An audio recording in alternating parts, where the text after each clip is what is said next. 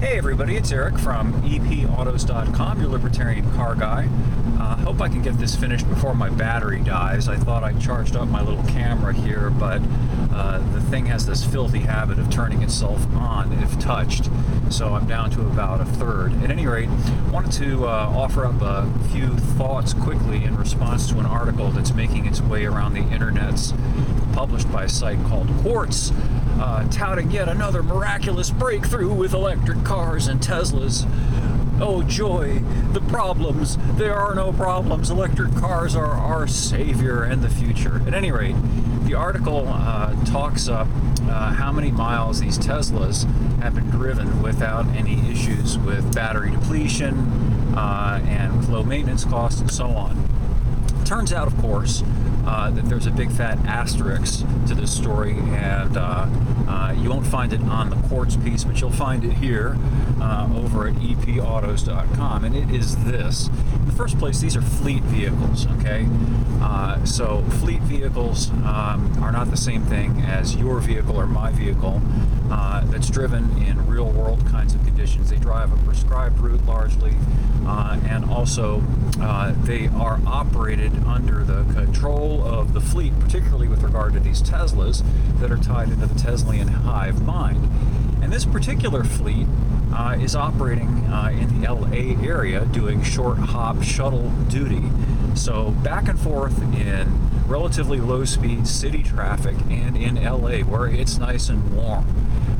That really does not translate to the real world where people are driving open distances at higher speeds, and as today it's 34 degrees and it's actually warmed up here in the woods of Southwest Virginia. Yesterday it was in the high teens, and as those of you who followed my stuff and who are familiar with electric cars or with batteries at any rate know that battery performance declines as it gets colder. So all of these factors are not being addressed in this Quartz story. And then the Quartz story goes completely off the rails and starts talking about the low maintenance costs of the electric car. And yeah, that's certainly true up to a point, again, with a second asterisk. And that asterisk is, let's not talk about how much more you're spending on the electric car, which is not just a couple $100 or a few $1,000, but in most cases tens of thousands of dollars more than you'd spend for a non-electric car.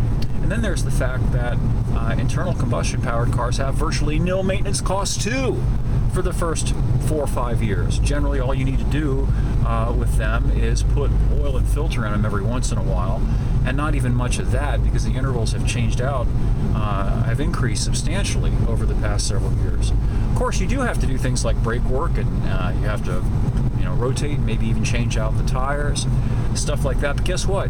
You got to do those things with electric cars too. Same thing goes with suspension maintenance. There's nothing miraculous about an electric car.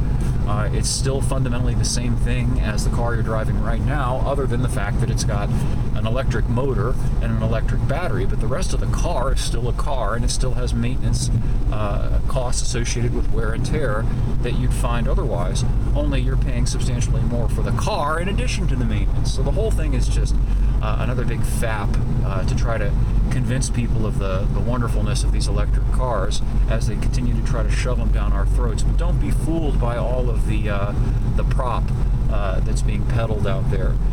Check into it for yourself. If you don't believe you're a libertarian car guy, I'll have more up at the website shortly. Thanks again for viewing, and we'll catch up with you again soon.